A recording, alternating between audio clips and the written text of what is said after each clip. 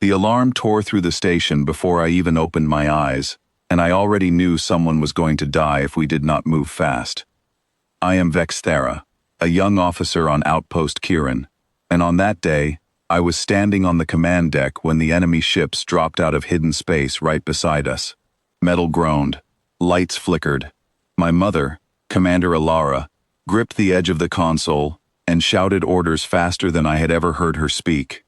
"Bring the outer shield online, now." I ran to my station, hands shaking over the controls. Red warnings filled every screen. 3 raider ships had appeared without warning, and our defense grid was still rebuilding from repairs.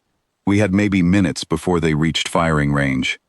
That was when the doors opened, and a stranger walked in, like he owned the place. He was human, tall, calm, wearing a plain gray jacket instead of a uniform. My people are quick and strong, built for war, with senses sharper than glass. Humans, in every story I grew up hearing, were slow, fragile, and short-lived, a joke of a species that somehow crawled its way into the galaxy. "Who let him in here?" I said, not even trying to hide the scorn in my voice. "I did," my mother answered, not looking away from the screen. "He is a tactical specialist, Marcus. Get to the auxiliary station and help reroute power." His name was Marcus Hale. He nodded once and moved, steady, unbothered by the chaos around him. I could not understand it. Why would we need a human specialist when 3 raider ships were bearing down on us? I followed him halfway across the deck, my voice sharp enough to cut. "Do you even know how to read our systems? Or are you just here to stand in the way?" He glanced at me, just for a second. There was no anger in his eyes, only a strange, tired patience, like he had heard worse from people who mattered more to him. "I know enough," he said quietly, and kept walking. I scoffed and returned to my station, certain he would slow us down. The first raider ship opened fire, and the whole station shuddered. Sparks fell from a ceiling panel. My mother called out damage reports, and for a moment, panic crawled up my throat. Then Marcus spoke, calm as still water. "Divert power from the east wing. Their scanners are old models. If we cut our energy signature in that section, they will lose lock on our secondary reactor." My mother's eyes flicked to him. "Do it," she said. I hesitated only a second before obeying.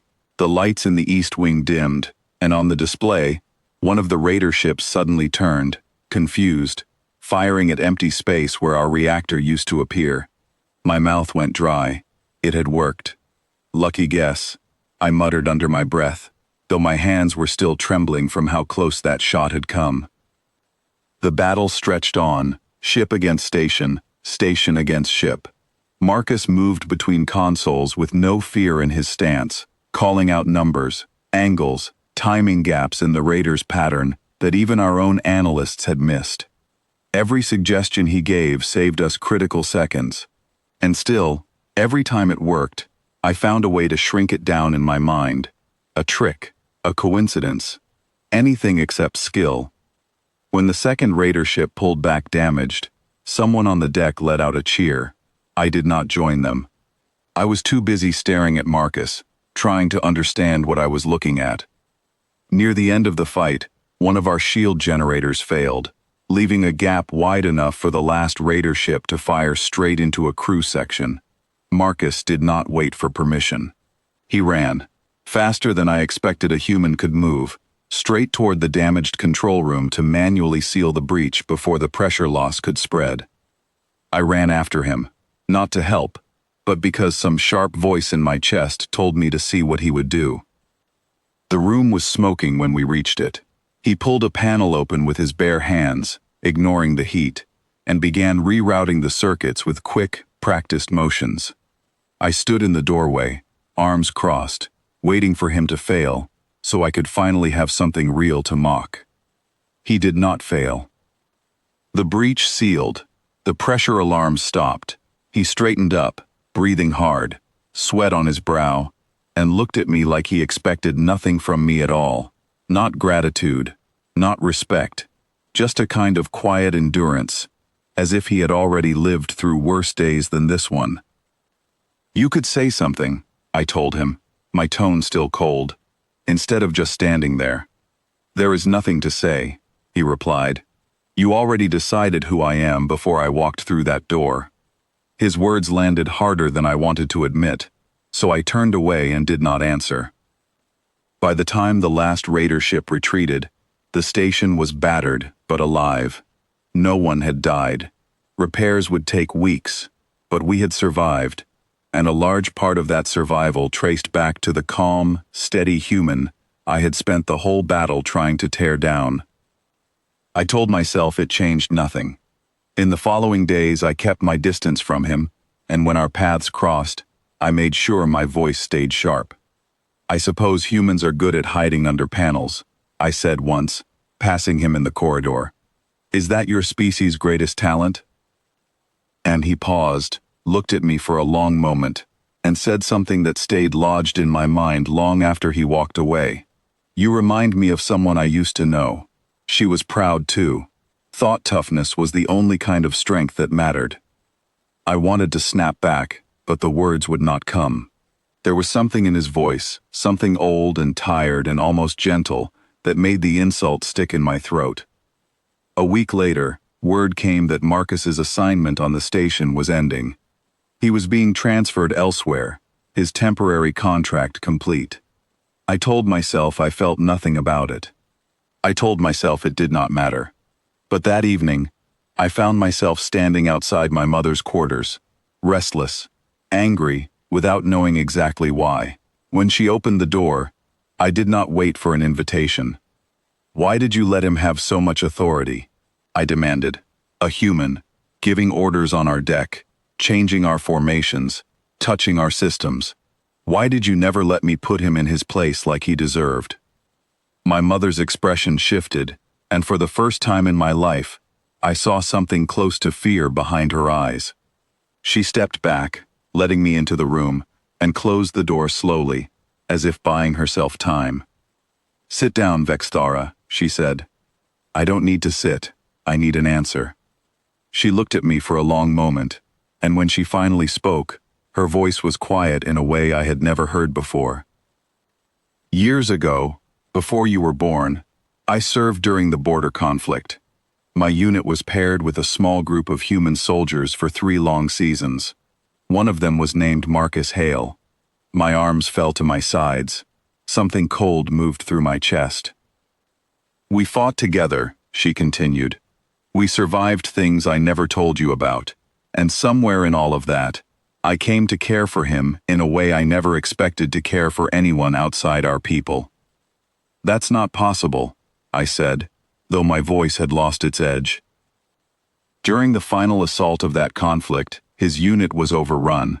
I was told he did not survive. I grieved him in silence, because our people did not accept such bonds easily, and I did not want to bring shame upon our family.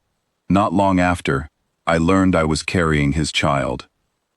The room seemed to tilt around me. "You are that child," she said. "I used medical technology from his people to make sure you were born safely, and I raised you here, among our own, so you would never have to carry the weight of being seen as different. I let you believe you were fully one of us, because I believed it would protect you." I could not speak. My throat felt tight, my thoughts scattered like broken glass. "Marcus did not die that day," she continued, her voice trembling now. "He was captured, held for many years in a place I never knew existed until recently. He escaped only a short while ago and returned to service under a new name, in a different unit, far from here. When his transfer request landed on my desk, I recognized him instantly." "And you said nothing," I whispered. "I did not know how," she said. "I did not know if he remembered me, or if he even knew about you. I only knew that when he arrived, he looked at you the way a person looks at something precious they were told they would never see." I thought of every sharp word I had thrown at him, every insult about his weakness, his slowness, his fragile human body. I thought of the calm patience in his eyes when I mocked him, the tiredness that was never weakness at all, but restraint and grief. and something deeper I had refused to see. Without another word, I turned and ran from my mother's quarters, down the long corridor, past startled crew members, toward the transport bay where Marcus's shuttle was preparing to leave. I reached the platform just as the boarding ramp began to lower into place. He was standing there, bag over his shoulder, looking out at the stars through the wide viewport, as if he had been waiting. "Wait!" I called out, breathless. He turned around slowly. There was no surprise on his face, only a quiet, steady calm, as though he had known this moment would come all along. "I know," he said softly, before I could speak a single word. "I have known since the moment I saw you standing on that deck." Tears burned behind my eyes, and for the first time since the battle began, I did not know what to say. All the sharp words I once used so easily had disappeared, leaving only the truth standing quietly in front of me. He set down his bag, stepped forward, and placed a steady hand on my shoulder, the same steady hand that had sealed a breach and saved a station full of strangers without asking for anything in return. "There is time," he said gently. "We do not have to fix everything today. We only have to start." And for the first time in my life, I let myself believe that strength could look exactly like him.